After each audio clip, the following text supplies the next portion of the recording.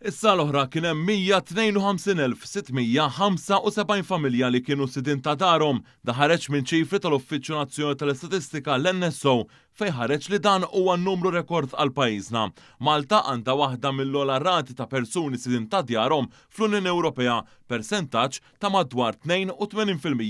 B'kuntrast fl-2012 fl-aħħar sena sħiħa ta' Gvern Nazzjonalista kien hemm 118,647 familja biss f'din is-sitwazzjoni. Dan ifisser li fi żmien 12-il sena kien hemm żieda ta' aktar minn 34,000 familja li saru sidin ta' darhom. Mill-2013 lil hawn il-familji b'ġenitur wieħed li saru sidin ta' darhom żdiedu b'2,931. Dan ifisser li 6 minn kull 10 familji b'ġenitur wieħed huma sidin ta' darhom. Dan sar kważi daqs il-proporzjon osservat fost il-familji kollha bit-tfal fejn 7 minn kull 10 huma sidin ta' darhom. Ta' min ifakkar li ħafna familji barranin li jgħixu f'pajjiżna ma jixtrux proprjetà imma jippreferu jikru għax ma jkollhomx intenzjoni li jibqgħu fit-tul f'pajjiżna.